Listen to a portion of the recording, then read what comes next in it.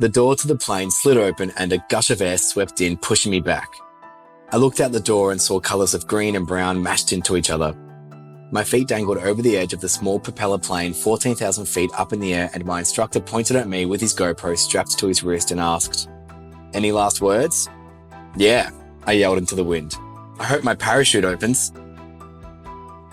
Weightlessness. That's all you feel when you jump out of an airplane at that height. Your body is in total freefall as the plane above you fades away and the wind rushes past your face and arms. You feel your heart beat out of your chest and adrenaline pumps throughout your entire body, making you feel nothing but pure excitement. At 22 years old, this was the best birthday gift I could have ever wanted. Then my instructor reached across our chest to pull our chutes and suddenly, nothing. I felt the thrust of the parachute, but not nearly as strong as it should have been.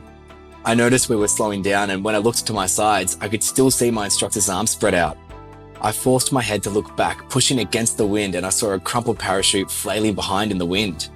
I felt my instructor panic even through all of the wind, and I could hear him cursing and scrambling behind me. The adrenaline in my body was quickly replaced with fear. I began praying for whatever was wrong to fix itself, or for all of this to just stop. We were now spiraling out of control like an uneven washing machine, tumbling and shaking violently as we picked up more speed towards the ground. We spun so fast, one of my shoes flew off my foot. I looked back at my instructor, again hoping he'd be able to get us out of this somehow. I saw his hand on the emergency parachute and he pulled hard on it. Our last lifeline failed. The second parachute, the one that was supposed to save us and be used for instances like these, had caught onto the original one and was now tangled together. As I stared down at the earth, I saw the ground approaching faster and closer, realizing that we weren't going to make it.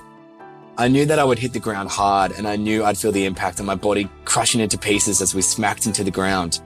I listened helplessly to the flapping parachute, and I thought about my family's reaction having to witness their loved one in a tragic accident right in front of them. And then, impact. Immediately, I felt an unbearable searing sharp pain fill my entire body. I tried gasping for air, but I couldn't. I tried to move my legs, but I couldn't. I couldn't feel them or my neck. Luckily, I still had feelings in my fingers and could feel the parachute on top of me. I slowly pushed the parachute off and noticed that we landed beside a lake and that my legs were submerged. Moving back and forth, I realized I was still harnessed to my instructor. He was blue in the face, but looked like he was still breathing. I couldn't tell for sure, and for a moment, I felt guilt consume me, feeling responsible for this man's life. I tried to grab onto my instructor and shook him as I somehow managed to scream out, "Please don't die, wake up." Slowly, I saw his eyes, followed by groans of agonizing pain. I tried to ask him if he was okay, but it was too intolerable and he was in too much pain to form any words. We both couldn't speak and we could barely move, but somehow we were alive.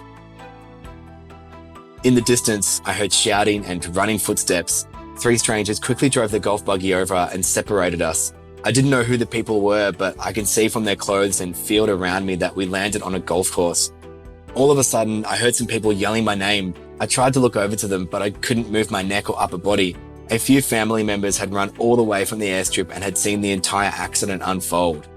As I was hysterically sobbing in immense pain, I got lifted into the back of an ambulance, unable to move my body. All I could hear was my mum yelling out that she loved me. My senses were going wild and my mind was working in overdrive. The sounds, the smells, people rushing around me. Where was I? Was this real? I felt like I was looking down on myself in the scene of a movie. Lights in my face, needles and tubes coming out of my arms and mouth. I was in the hospital. Suddenly, my whole body was consumed by pain like I had never had before. Then I heard a nurse say it. Parachute incident. I was sucked back into reality as all the memories and emotions of what had just happened hit me at once. I looked to my left to see my parents holding my hand, telling me everything would be okay. Then to my right, I see a nurse. She was speaking and I was trying my hardest to focus through the pain onto what she was telling me. She was reeling off my injuries. I heard her say broken spine, torn neck, and cracked ribs. Then my mind suddenly flipped from my own injuries. My instructor, where was he? How was he? To my relief, I learned he was also alive and stable. I lay there in the pitch black darkness, listening to the sounds of beeping, snoring, and nightmarish cries of pain around me. I then realized the beeping was coming from the heart monitors and the cries of pain were my own. I was in agony. My body was on fire and my back was immersed in severe stabbing pains. The worst thing about that night was the relentless visions. Every time I closed my eyes, I had to relive the ordeal from the day before. The falling sensation, the sounds of wind rushing past my ears, the panicked scrambling of my instructor trying to open the chute, the ground flying towards me. It was so vivid I would forget where I was in an instant to again wake in a dark room. I wanted to end things there and make it stop. I pleaded with the nurses to give me more medication, but they refused. It took a long and painful 4 months for my body to recover, but that was the least of my worries. People would approach me like, "Oh, great, you're fully recovered and you're so lucky to have made a full recovery," but I wasn't and I hadn't. People couldn't see what I was going through on the inside. They could only see what was on the outside. My mind felt broken and I couldn't see how I was ever going to recover. I stayed in my room at my parents' and hardly left. I shut myself off from family members and would yell at my parents if they tried to comfort me. I refused to see my friends and didn't post anything on social media. I was a total recluse. My depression came as a massive shock to the people who knew me. I always had an extroverted zest for life. You'd never see me without a smile.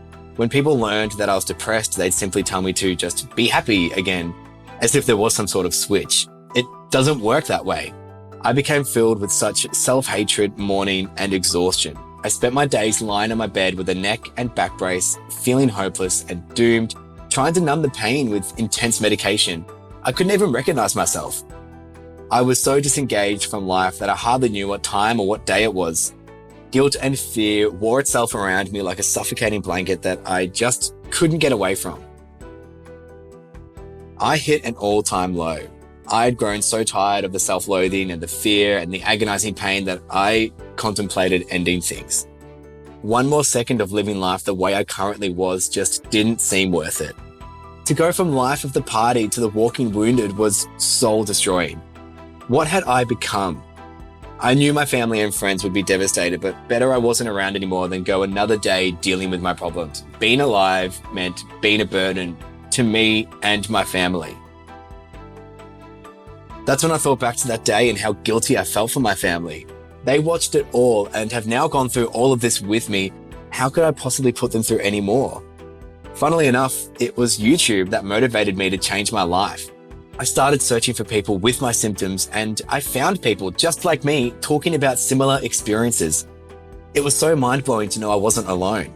I was literally watching people who had survived all the trials that I was currently facing. I dealt with the years of rehab, years of therapy, years of pain, mistakes and failures. But during that time, I was determined. I was determined that one day I will share my story and hopefully inspire people just like I was inspired to get back up and keep going. We must all value the life we've been given and live it to the fullest because you just don't know what's around the corner.